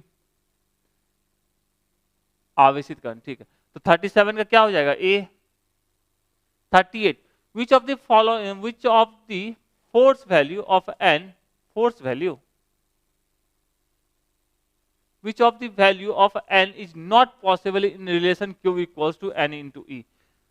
फोर्स कहां से आ गया, चलिए Q इक्वल्स टू n इस संबंध में निम्नलिखित से कौन सा मान संभव नहीं है, फॉल्स होना चाहिए था, which of the following value of n is not, चलिए जो भी है, मिस प्रिंटिंग हमारी। तो सिंपल सा हम लोग जानते हैं Q इक्वल्स टू क्या होता है n इंटू ई, और n क्या होता है हमारा इंटीजर, मतलब 1 2 3 4 5, मतलब ऐसे ऐसे 6, ऐसा कुछ भी इंटीजर, तो जो इंटीजर नहीं है वही संभव मान नहीं होगा। तो जैसे 4 इंटीजर है, 8 है, 100 है, जो नहीं है वो कौन सा है 4.2 है, तो आंसर क्या हो जाएगा 4.2। तो 38 का क्या हो जाएगा C. 39, surface density of charge is, इससे पहले भी एक क्वेश्चन था, तो मतलब charge upon area, surface density total charge by total area, 39 का क्या हो जाएगा B. 40, the SI unit of electric flux, electric flux का एसआई यूनिट हम लोग क्या जानते हैं, phi equals to E dot A, या सिंपल सा ये लिख लेते हैं। इलेक्ट्रिक फील्ड का क्या होता है न्यूटन पर कूलम, और एरिया का होता है मीटर स्क्वायर, तो इसको लिख सकते हैं न्यूटन मीटर स्क्वायर पर कूलम, तो न्यूटन मीटर स्क्वायर पर कूलम, तो 40 का क्या हो जाएगा बी। और यहां भी आपको हम लिख के दिए हैं, वोल्ट मीटर के टर्म में आता है, तो एक शायद क्वेश्चन है जिस पर हम लोग बात करेंगे वोल्ट मीटर के टर्म में कैसे आता है। और जूल मीटर पर कूलम, मतलब यहाँ है न्यूटन मीटर मिलके हमारा जूल बना देगा, मीटर तो मीटर है, पर कूलम तो पर कूलम है। तो याद रखेंगे 40 का क्या हो जाएगा, फॉर्मूला याद मतलब यूनिट याद, तो 40 का हो जाएगा बी। 41, ऐसा यूनिट ऑफ इलेक्ट्रिक फ्लक्स, चलिए यहाँ पे वोल्ट मीटर की कहानी आ गई, यहाँ दिख रहा है वोल्ट मीटर, अब कैसे आता है ये समझते हैं। C इक्वल्स, चलिए इलेक्ट्रिक फील्ड होता है माइनस dV बाई dr, ठीक है, तो dV मतलब आपको किसका पूछा रहा है, वैद्युत फ्लक्स का पूछा जा रहा है ना, तो इसको लिख सकते हैं वोल्ट पर मीटर, और हम लोग क्या जानते हैं फाई इक्वल्स टू कितना ई डॉट ए, मतलब इलेक्ट्रिक फील्ड का वोल्ट पर मीटर, और एरिया के लिए मीटर स्क्वायर, तो मतलब क्या हो गया ये मीटर से स्क्वायर कट गया तो वोल्ट मीटर, तो याद रखेंगे क्या हो जाएगा, इलेक्ट्रिक फ्लक्स का दूसरा यूनिट क्या हो जाएगा, वोल्ट मीटर। ये वाला पहले ई इक्वल्स हम लोग क्या जानते हैं, डी वाई डी आर, तो वी वाई मतलब वोल्ट पर मीटर, इसको लाके यहाँ चिपका दिए, फाइव इक्वल्स टू फाइव का ही हमको चाहिए, तो वी वाई वोल्ट पर metre into metre square, A for area, तो मीटर स्क्वायर से मीटर साफ हो गया तो वोल्ट मीटर बच गया अपना। ठीक है, तो क्या हो गया 41 का आंसर सी। चलिए 42, the dimension formula of charge is, simple सा ये तो याद ही हो गया होगा, इतना दिन से पढ़ रहे हैं, 80। क्यों, हम लोग जानते हैं कूलम को ही 80 कहते हैं, मतलब ये कह सकते हैं current equals to charge upon क्या होता है, टाइम, तो Q equals to I into T, और करंट के लिए होता है एम्पियर, और टाइम के लिए होता है क्या चीज, सेकंड। यूनिट की बात करते तो एम्पियर इंटू सेकंड होता, और डायमेंशन लिखते तो एम्पियर के लिए ए लिखता है कोई, और कोई आई लिखता है, तो चलो यहाँ ए लिखा है तो ए, और टाइम के लिए टी, तो 80 याद रहेगा। याद क्या रखना, फॉर्मूला तो है ही, आपको करंट इलेक्ट्रिसिटी पढ़ेंगे उसके अंदर क्यू बाई टी की कहानी चलेगी। तो 42 का क्या हो जाएगा, A. Next 43, which of the following has unit volt पर मीटर, अभी जस्ट निकाले थे, याद होगा, electric field is equal to क्या होता है, minus D by D R, तो डीवी मतलब चेंज इन पोटेंशियल मतलब वोल्ट, और डी आर का मतलब चेंज इन लेंथ मतलब मीटर। वोल्ट पर मीटर किसका होता है, इलेक्ट्रिक फील्ड का होता है, तो इलेक्ट्रिक फील्ड 43 का डी। ठीक है, यहां भी लिखे हैं फॉर्मूला, डब्बे में भी लिखा गया, तो याद रखेंगे। चलिए next, which of the following is measured in electron volt, electron volt से किस चीज को मेजर किया जाता है, तो याद रखोगे इसका खासकर वॉल्यूम 2 के अंदर कस के जरूरत पड़ने वाला है, मतलब रे ऑप्टिक्स को छोड़ दिया जाए तो जल्दी शायद ही कोई ऐसा चैप्टर मिलेगा जिसके अंदर इलेक्ट्रॉन वोल्ट इंट्रोड्यूस नहीं हुआ। तो यहाँ पे इस चैप्टर में रखने का रीजन ये है कि इलेक्ट्रॉन वोल्ट ईवी जो लिखा हुआ है, तो ये मत सोच लीजिएगा इलेक्ट्रॉन लिखा हुआ है तो आवेश का मात्रक है, ठीक है, या वोल्ट लिखा हुआ है तो पोटेंशियल डिफरेंस का या विभवांतर का या विभव का मात्रक है, ऐसा कुछ नहीं। इलेक्ट्रॉन वोल्ट किसका मात्रक होता है, ऊर्जा का मात्रक होता है, तो एनर्जी का। यदि हमको लिखना पड़े 1 electron volt is equal to होता है 1.6 इंटू 10⁻⁻19 जूल। याद रखिए कि ऑलरेडी आपको वॉल्यूम 2 के जब भी ऑब्जेक्टिव्स आएंगे तो उसके अंदर हम इसकी चर्चा करेंगे। फिलहाल ये कभी नहीं समझना है इलेक्ट्रॉन वोल्ट लिखने से इलेक्ट्रॉन मतलब आवेश का मात्रक हो जाएगा, या वोल्ट लिखा हुआ है तो विभव का या पोटेंशियल का मात्रक होगा, ऐसा कुछ नहीं है। तो 44 का क्या हो जाएगा, डी।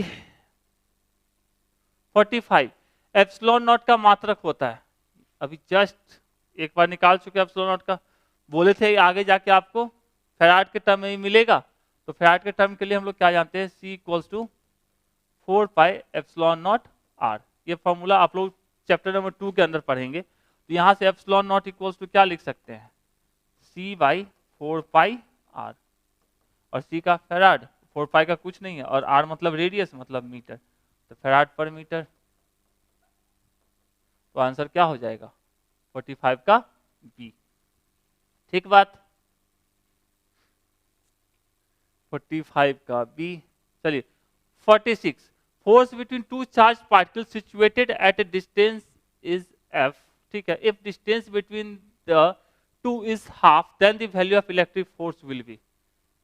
कितना दिया है, इस डिस्टेंस को आधा कर दिया जाए तो फोर्स का वैल्यू क्या होगा, मतलब है किसी दूरी पर अवस्थित दो आवेशित कण के बीच विद्युत बल F है, यदि उनके बीच की दूरी को आधी कर दी जाए तो विद्युत बल का मान क्या होगा। तो हम लोग क्या जानते हैं, F equals to K Q1 Q2 by R square. ये पहली कहानी F की, जो नॉर्मल कंडीशन में F बोल रहा है। दूसरे केस में क्या कह रहा है कि भैया F डैश के मामले में कि आवेश तो वही है लेकिन दोनों के बीच की दूरी को क्या कर दी गई है, आधा कर दिया गया, मतलब r/2 का स्क्वायर। ये हमारा बन जाएगा K Q1 Q2 divided by कितना, r स्क्वायर बाई 4, तो 4 अपना चल जाएगा ऊपर, तो हमारा हो जाएगा बराबर F dash equals to K Q1 Q2 divided by r square into 4। अब देखिए K Q1 Q2 by R square किसके बराबर है, F के बराबर है। यहां लिख देते हैं F इंटू 4 मतलब 4F। मतलब डिस्टेंस कम होने से फोर्स बढ़ेगा, डिस्टेंस दो आवेशों के बीच, दो चार्ज के बीच यदि ज्यादा होगा, ठीक है, तो फोर्स की वैल्यू कम होगी, यदि डिस्टेंस कम होगा तो फोर्स की वैल्यू ज्यादा होगी। तो 46 का ए। चलिए 47, in the figure if net force on capital Q is zero then the value of capital Q by small Q. ठीक है, तो जो फिगर दिया हुआ उसके हिसाब से कभी जीरो होगा नहीं, यदि जीरो करते हो तो पॉजिटिव में तो capital Q by small Q की वैल्यू हो नहीं सकती है, लेकिन फिलहाल मैग्नीट्यूड की बात की जा रही है तो अपन लोग इसको देखेंगे। क्या कह रहा है, कैपिटल क्यू के ऊपर नेट फोर्स कितना है, जीरो, मतलब इसके ऊपर नेट फोर्स कितना है, जीरो।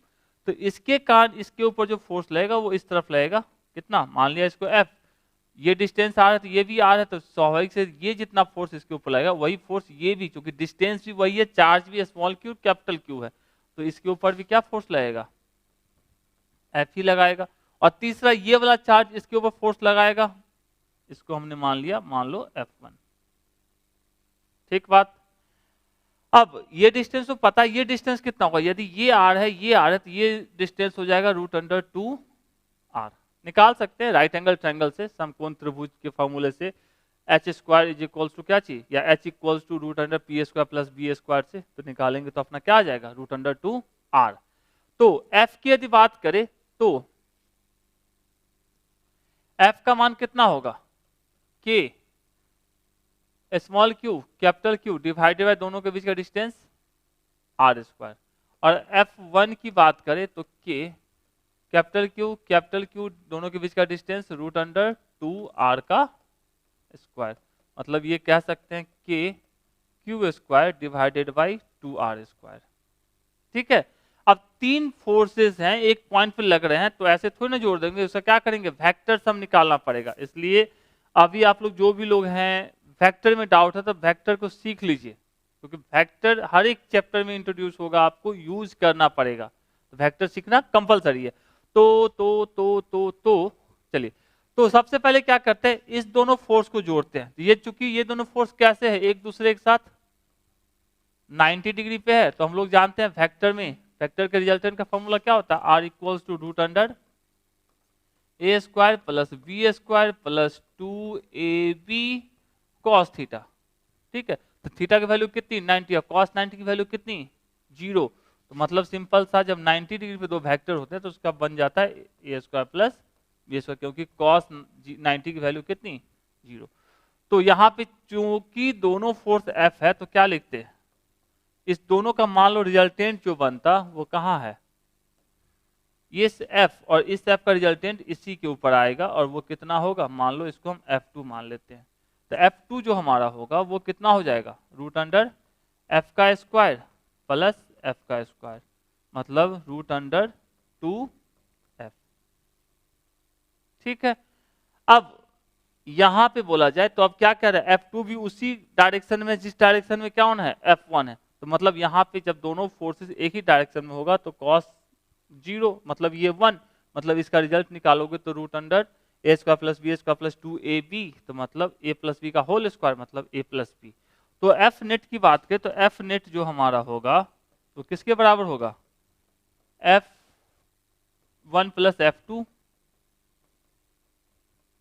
ठीक है, और इसके लिए क्या हमारा हो जाएगा, सिंपल सा वेक्टर हटा भी देंगे तो F net is equal to कितना, F1 प्लस F2 बराबर, क्योंकि क्वेश्चन कह रहा है 0 के बराबर है, तो F1 की वैल्यू कितनी आ गई, F1 की वैल्यू इतनी है, मतलब K Q बाई कितना, ये हमारा F1 है, 2r² प्लस F2 की वैल्यू कितनी है, √2f, तो मतलब √2k small Q capital Q by r² बराबर कितना, 0। अब जो भी इस दोनों में कॉमन है उसको उस साइड ले जाके 0 कर लेते हैं, तो यहां से हो जाएगा capital Q by 2 plus √2 small Q √2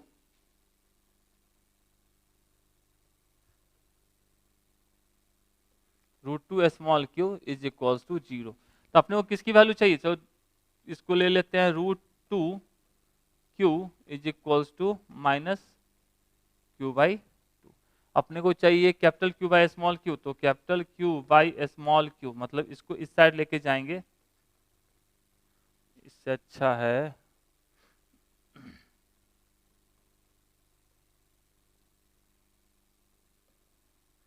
इसको लिख सकते हैं capital Q by small Q ना, Q upon 2 is equals to minus √2 Q. तो इसको इस साइड लेके आएंगे तो क्या होगा? Q by Q is equals to minus 2√2। तो कितना होना चाहिए? सिर्फ मैग्नीट्यूड की बात करते तो क्या आ जाएगा? 2√2, और माइनस साइन इस चीज को दिखा रहा है कि वहां पे एक्चुअल चार्ज क्या होना चाहिए था? निगेटिव होता तो ही, क्या कि सारे के सारे एक ही डायरेक्शन में फोर्स लगेंगे तो नेट फोर्स तो 0 हो नहीं सकता है। तो आंसर क्या हो जाएगा? 2√2। तो 47 का क्या हो जाएगा? बी। थोड़ा सा सिंपल सा फैक्टर का इसमें अच्छा खासा यूज हुआ, तो इस टाइप के क्वेश्चंस कीजिए जिसमें मल्टीपल चार्ज रहेगा, बहुत सारे फैक्टर्स लग रहे होंगे, बहुत सारे फोर्स लग रहे होंगे, चाहे वो इलेक्ट्रिक फोर्स के टर्म में हो चाहे इलेक्ट्रिक फील्ड के टर्म में हो। ठीक है, तो न्यूमेरिकल कीजिए, क्योंकि न्यूमेरिकल आज के डेट में पूछे जाते हैं, चाहे वो ऑब्जेक्टिव में हो, चाहे शॉर्ट में हो, चाहे वो लॉन्ग में हो। और न्यूमेरिकल का सबसे अच्छी बात ये होती है कि आप यदि 5 मार्क्स का न्यूमेरिकल बना के आओगे तो न्यूमेरिकल में 5 आउट ऑफ 5 मिलेगा, 2 मार्क्स से बनाओगे 2 आउट ऑफ 2 मिलेगा। ऑब्जेक्टिव में तो भैया 1 नंबर का हो तो हम मिलेगा या नहीं मिलेगा एक ही बात है, चाहे सब्जेक्टिव हो या ऑब्जेक्टिव हो, मतलब न्यूमेरिकल हो चाहे सब्जेक्टिव क्वेश्चन हो। तो न्यूमेरिकल पे फोकस कीजिए, क्योंकि लगभग मांग से 3 से 4 क्वेश्चन मिनिमम, ठीक है, 10 में से आपको 3 से 4 क्वेश्चन न्यूमेरिकल तो रहने ही रहने हैं। तो क्या हो गया? 47 का आंसर क्या हो जाएगा? ये 47 का B. 48 when a body charge its mass, यदि किसी बॉडी को चार्ज करते हैं तो क्या होता है? तो यदि पॉजिटिवली चार्ज यदि कोई बॉडी होता है तो मतलब उससे इलेक्ट्रॉन निकलता है तो वो पॉजिटिवली चार्ज होता है। यदि कोई बॉडी निगेटिवली चार्ज होता है तो इलेक्ट्रॉन उसके ऊपर आता है। तो यदि इलेक्ट्रॉन निकलेगा तो साथ में मास को लेकर निकलेगा, तो मास को लेकर निकलेगा तो उसका मास क्या हो जाएगा? डिक्रीज कर जाएगा, उसका द्रव्यमान कमेगा। वही इलेक्ट्रॉन आएगा तो निगेटिव चार्ज होगा तो मतलब उसका द्रव्यमान बढ़ेगा। तो यहाँ पे देख सकते हैं ऋण आवेशित वस्तुएं क्या होती है? भारी होती है। क्यों होती है? क्योंकि उस ऋण आवेशित होने के लिए उनके ऊपर इलेक्ट्रॉन को आना पड़ेगा, बाहर से इलेक्ट्रॉन आएगा तो साथ ही द्रव्यमान को लेके आएगा। वही धन आवेशित या पॉजिटिवली चार्ज बॉडी जो होती है वो हल्का होता है, लाइटर होता है। क्यों? क्योंकि उससे इलेक्ट्रॉन चला गया बाहर, तो जब इलेक्ट्रॉन गया तो अपने साथ तो अपना मास भी लेके गया, जिसके कारण वो क्या हो गए? हल्के हो गए। तो सिंपल सा कह रहा है आवेशित मतलब चार्ज, तो मतलब ये कौन सा चार्ज? पॉजिटिव या निगेटिव? कुछ पता नहीं है, नहीं ना। तो ये यदि पॉजिटिव होता तो हल्का होता, यदि निगेटिव होता तो भारी होता। यहाँ कुछ भी क्लियर नहीं, तो या बढ़ या घट सकता है, कुछ भी हो सकता है। तो 48 का क्या हो जाएगा? D. 49 the electric field at a point near an infinite thin sheet charge conductor is. Thin sheet की बात की जा रही है, ठीक है, किसकी? पतली चादर की सतह के निकट किसी बिंदु पर। तो थीन और थिक के लिए, दोनों के लिए डेरिवेशन भी आपको पढ़ना है, तो डेरिवेशन आप पढ़िए कि कैसे ये अपना ये फॉर्मूला आता है। तो थीन के लिए कितना होता है? Sigma by 2 epsilon naught. तो क्या हो जाएगा इसका आंसर? सी। 49 का सी। 50 one metallic sphere A is given positive charge whereas another identical metallic sphere B of exact same mass as A is given an equal amount of negative charge। मतलब ये कह रहा है एक हमारा A बहादुर है और जस्ट इसी के जैसा एक B बहादुर है, ठीक है। तो A को दिया गया है पॉजिटिव चार्ज और B को दिया गया है निगेटिव चार्ज, ठीक है। उतना ही ऋण आवेश दिया गया, मतलब यहाँ लो, यहाँ पे प्लस क्यू दिया गया है, यहाँ पे माइनस क्यू दिया गया है, ठीक है। तो क्या रहा है? Mass of A and be still remains equal. भैया एक पे यदि प्लस क्यू है तो मतलब इलेक्ट्रॉन निकला होगा, एक पे माइनस क्यू है मतलब इलेक्ट्रॉन आया होगा। तो मतलब जो ये वाला है प्लस क्यू वाला, इस पे द्रव्यमान क्या होगा? मास घटेगा, जबकि इसका मास बढ़ेगा। तो कह सकते हैं तो मास द्रव्यमान अब भी बराबर होगा? भैया कभी नहीं होगा। मास ऑफ ए इंक्रीज करेगा? भैया इंक्रीज नहीं करेगा, डिक्रीज करेगा। मास ऑफ बी डिक्रीज करेगा? बिल्कुल नहीं करेगा। मास ऑफ बी इंक्रीज करेगा? बिल्कुल करेगा। मास ए का क्या करेगा, डिक्रीज करेगा क्योंकि ये पॉजिटिवली चार्ज हो गए हैं, जबकि मास ऑफ बी इंक्रीज करेगा क्योंकि वो निगेटिवली चार्ज है, क्योंकि इलेक्ट्रॉन उसके ऊपर आया है तो मास को लेके आएगा। ठीक बात। तो 50 का आंसर क्या हो जाएगा, डी। नेक्स्ट क्वेश्चन क्या कह रहा है, in the given figure electric flux, ये जो फिगर आपका दिया गया इसके अंदर आपको ये बताना है इलेक्ट्रिक फ्लक्स की वैल्यू। ठीक है, तो सबसे पहले बात करें, ये पहले वाला जो S1 है इसके अंदर कितने चार्ज है, Q, तो इसका इलेक्ट्रिक फ्लक्स क्या होगा, Q by epsilon naught, phi की वैल्यू। इसकी बात करें तो इसका भी हो जाएगा Q बाई एप्सिलॉन नॉट। इसकी बात करें इसके अंदर भी सरफेस के अंदर कितना है Q, तो Q बाई एप्सिलॉन नॉट। इसका भी क्या हो जाएगा, Q बाई एप्सिलॉन नॉट। चाहे सरफेस कैसा भी हो, ठीक है, लेकिन चार्ज कितना अंदर सब में सेम है, तो फ्लक्स की वैल्यू भी क्या होगी, सेम होगी। तो कह सकते हैं सारे चित्रों के साथ बराबर होगा, मतलब सिंपल सा 51 का डी हो जाएगा अपना। ठीक है, next, surface charge density of a conductor is इतना, तो इलेक्ट्रिक फील्ड नियर इट, तो इलेक्ट्रिक फील्ड की वैल्यू पूछी जा रही है, तो किसके लिए, सरफेस चार्ज डेंसिटी। ओके, तो चूंकि यहाँ पे ये आपको नहीं बोला है थिन होगा या थिक होगा, यदि थिन होता तो सिग्मा बाई 2 एप्सिलॉन नॉट लेते, यदि थिक होता, मोटा होता तो सिग्मा बाई एप्सिलॉन नॉट लेते, यदि क्लियर वहां कर दिया होता। तो जब कुछ नहीं कहा तो हम लोग थिक लेके बात करेंगे और हो जाएगा सिग्मा बाई एप्सिलॉन नॉट। यदि आप थिन लेके चलते तो कौन सा आंसर आता अपना, ए। यदि आप थिक लेके चलोगे तो आंसर क्या आएगा, बी। तो 52 का क्या हो जाएगा अपना, बी। ठीक है, कुछ नहीं लिखा तो थिक लेके चलते हैं, थिन रहता तो थिन बोलते उसको। ठीक है, चलिए, तो 52 का क्या हो जाएगा, बी।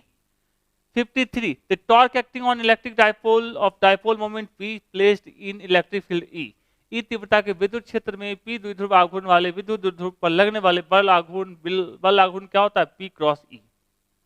चलिए, यदि कभी ऐसा कुछ लिख दे E क्रॉस P तो ये गलत होगा। ठीक है, यदि इसमें ऑप्शन नहीं है आपको, भले second option E cross P होता तो ये ऑप्शन गलत होता, क्योंकि E क्रॉस P और P क्रॉस E दोनों एक दूसरे के अपोजिट डायरेक्शन में होते हैं। तो ऑप्शन एक चेंज कर सकता था कि P क्रॉस E की जगह पे E क्रॉस P भी एक ऑप्शन में यहां डाल देता, E क्रॉस P यहां लिख देता, तो आंसर क्या होता, फिर भी हमेशा P क्रॉस E, क्योंकि ये डायरेक्शन भी बताता है, क्योंकि इलेक्ट्रिक डायपोल का टॉर्क जो हमारा होता है, ये जो अपना टॉर्क है, ये एक वेक्टर क्वांटिटी होती है, क्रॉस प्रोडक्ट है तो वेक्टर क्वांटिटी होती है, तो टॉर्क हमारा वेक्टर, इसलिए यहाँ पे डायरेक्शन मायने रखता है। चलिए, 53 का क्या हो जाएगा, ए। 54, the intensity of electric field at any point on the surface of charge conductor is, एक आवेशित चालक की सतह के किसी बिंदु पर विद्युत क्षेत्र की तीव्रता क्या होती है, कैसी होती है। तो कह रहा है शून्य होती है, सतह पर शून्य नहीं होती, इससे पहले ही फॉर्मूला देखे हैं। ठीक है, उसका सतह के लंबवत होती है, दूसरा सतह के स्पर्शीय होती है, और तीसरा सतह पे 45 डिग्री पे होती है। भैया यहाँ देखोगे हमेशा सतह के ये लंबवत होती है, मतलब 90 डिग्री पर ही सरफेस के होगा, तो कह सकते हैं 54 का B. 56, epsilon naught, permittivity of free space कितना होता है, मुक्त आकाश के परावैद्युतता होती है 8.85 इंटू 10⁻⁻12। इससे पहले भी ये चीज आ चुका है। ओके, तो 55 का सी। 56, the electric flux over the surface of A sphere if it is charge with 10 microcoulomb, यदि गोले पर आवेश 10 माइक्रोकूलम हो तो उसकी सतह से विद्युत फ्लक्स, तो Q अपने को कितना दे दिया, 10 माइक्रोकूलम, तो फ्लक्स इक्वल्स टू क्या होता है, Q by epsilon not. Q की वैल्यू कितनी है, 10, माइक्रो का मतलब 10⁻⁻6, और एप्सिलॉन नॉट मतलब एप्सिलॉन नॉट लिख लेते हैं।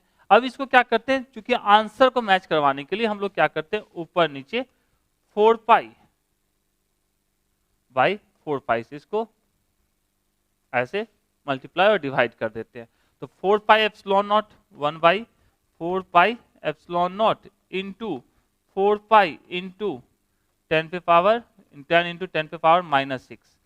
अब इसकी value 1 by 4 pi epsilon naught की होती है 9 into 10 to the power 9 into 4 pi into 10 into 10 पे पावर -6।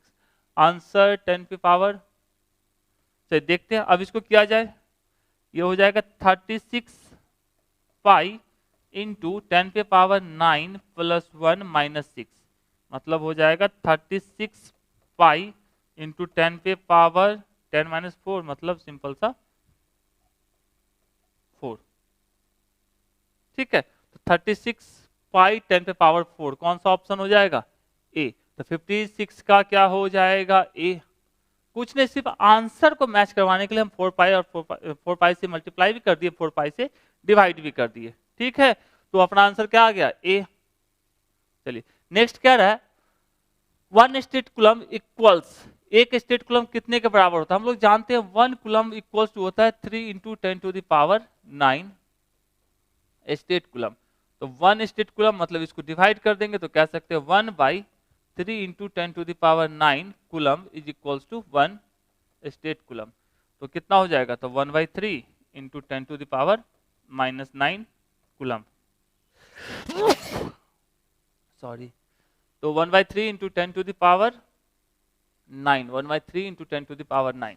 तो आंसर क्या हो जाएगा अपना? 57 का डी। इजी था, मतलब इसमें ये मत डाउट रखिएगा कि याद रख लीजिएगा एक बार में कि 3 इंटू 10 टू द पावर 9। तो दोनों साइड ये भी याद रखना है कि एक साइड कूलम होना चाहिए, एक साइड स्टेट कूलम होना चाहिए। और स्टेट कूलम जो होता है वो छोटा यूनिट होता है, बोल सकते हैं स्मॉलेस्ट यूनिट होता है। जब आप यदि थ्योरी पढ़ोगे तो उसके अंदर आपको ये पढ़ाया जाएगा कि स्टेट कूलम सबसे छोटा और फैराडे जो हमारा होता है वो हमारा क्या होता है? सबसे बड़ा यूनिट होता है इलेक्ट्रिक चार्ज के टर्म में। तो 57 का क्या हो जाएगा? डी। 58 इलेक्ट्रिक फील्ड इज कह सकते हैं कंजर्वेटिव भी होता है, तो असंरक्षी कई संरक्षी। तो आंसर क्या हो जाएगा? 58 का ए। कंजर्वेटिव होता है विद्युत क्षेत्र। Next, the specific charge of electron is, specific charge electron का कितना होता है?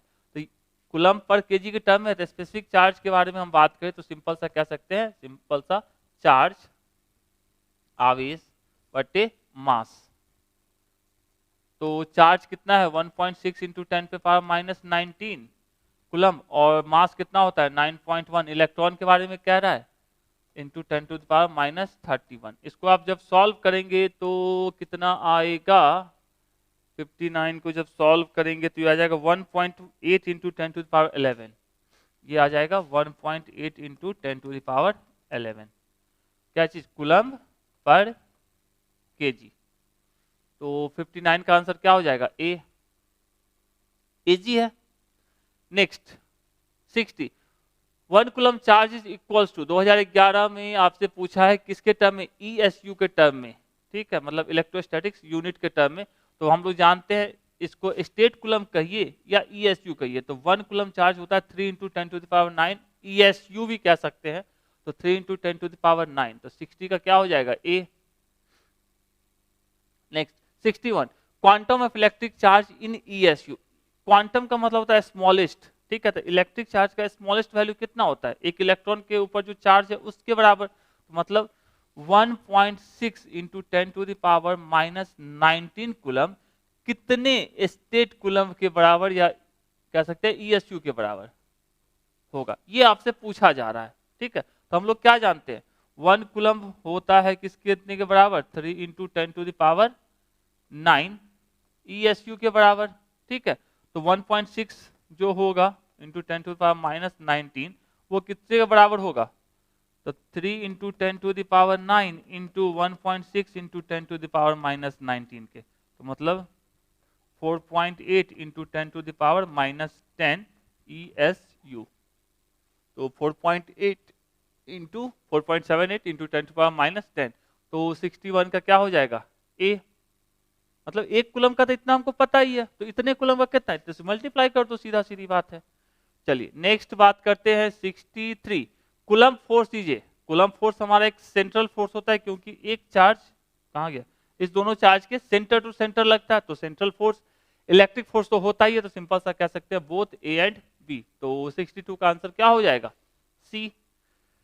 तो 62 का सी। 63 कहाँ है भैया? 63 electric dipole moment is a vector quantity. ये आपके मॉडल पेपर में रखा गया था, चूंकि प्रीवियस ईयर में आपको ये क्वेश्चन नहीं पूछा गया, तो मॉडल पेपर 2024 के अंदर के भी 3 क्वेश्चन हो गए। एक शुरुआत में रखे थे वो, और यहाँ पे 2 क्वेश्चन है। तो इसका डायरेक्शन क्या होता है? वेक्टर क्वांटिटी है, वो डायरेक्शन मतलब इसकी दिशा क्या होती है? निगेटिव टू पॉजिटिव, इससे पहले भी याद होगा स्टेबल अनस्टेबल इक्विलिब्रियम की बात किए थे, तो वहां पे भी आपको हमने दिखाया था कि निगेटिव टू पॉजिटिव की तरफ उसके डायरेक्शन को दिखाना होता है। तो कह सकते हैं निगेटिव ऋण से धनावेश from negative to positive charge. तो 63 का क्या हो जाएगा, डी। चलिए 64, a charge plus Q is placed at the centre point of a cube. मान लो ये अपने पास एक क्यूब लिए, इसके सेंटर पॉइंट पे एक चार्ज क्यू को रख दिए। ये भी आपके मॉडल पेपर 2024 में फर्स्ट टाइम ऐसा क्वेश्चन पूछा है, तो इसलिए यहाँ पे थोड़ा सा पढ़ लेते हैं। तो इसका लेंथ क्या देके रखा है, इसका लेंथ एल है। Okay, this electric flux coming out from one plane cube of the one plane cube of cube is, मतलब है कि एल भुजा के एक घन के केंद्र बिंदु पर एक आवेश प्लस क्यू को रखा है। घन के एक तल से निर्गत वैद्युत फ्लक्स कितना होगा। इस घन से निर्गत पूरा फ्लक्स कितना होगा, 6 सतह है, 6 सतह, एक घन के पास कितने सतह होती है, क्यूब के पास 6 होते हैं सरफेस, तो उसके लिए कितना होता, phi equals to Q by epsilon naught. ठीक है, तो ये क्या कह रहा है, एक तल से, मतलब 6 तल से मिलके इतना निकल रहा है, तो एक तल से कितना होगा 1/6, मतलब इसको सिंपल सा कहते तो ये हो गया कितना टोटल क्यूब के लिए। तो एक सरफेस के लिए 1 सरफेस की बात करते तो क्या करते हैं 1/6 into Q by epsilon naught, तो 1/6 एप्सिलॉन नॉट, तो आंसर क्या हो जाता 64 का बी। मतलब इस टाइप के क्वेश्चंस फर्स्ट टाइम आपको 2024 के मॉडल पेपर के अंदर रखा गया था, तो थोड़ा सा समझ के, तो थ्योरी में जाके इसको अच्छे से पढ़िए, क्योंकि वहां पे यहाँ तो आपको बोल दिया सेंटर पर रखने के लिए, इसको जब आप पढ़ोगे तो यहाँ आपकी इस पॉइंट पे भी रखने के लिए ऑप्शन रहेगा, इसके सरफेस पे भी रखने के लिए रहेगा, इसके कॉर्नर के लिए भी रहेगा, इसके एज के ऊपर भी रखने के, तो हर एक को पढ़ लीजिए, हो सकता है इस साल पूछ ले आपको 2025 में। ठीक है, तो इसका क्या हो जाएगा बी। थैंक्स फॉर वॉचिंग, मतलब इतने क्वेश्चंस आपके 2009 से लेकर 2024 तक के पूछे गए। तो यदि आपको अच्छा लगा तो कमेंट करके बताइए, अपने दोस्तों के साथ शेयर कीजिए, और जल्दी आपका इसका शॉर्ट आंसर टाइप क्वेश्चंस भी आएंगे और बाकी चैप्टर भी आएंगे, तो देखते रहिए। और यदि किसी को इंटरेस्ट है उस कोर्स के अंदर जो आपने 399 में हम लोग लेके आ रहे हैं, ओके, तो आप वहां इनरोल कर सकते हैं। वहां आपको रिकॉर्डेड क्लास मिलेंगी और रेगुलर मिलेंगी, ये नहीं कहते कि मतलब रोज रोज मिलेंगे, लेकिन एक मंथ के अंदर एक चैप्टर एनी हाउ कंप्लीट होगा, कंप्लीट डिटेल के साथ। ठीक है, तो थैंक यू, लाइक कमेंट करके बताइए कैसा रहा, और अपने दोस्तों के साथ शेयर कीजिए, क्योंकि ये आपका चैनल और आपके ही दम से चलने वाला है। तो थैंक यू वेरी मच।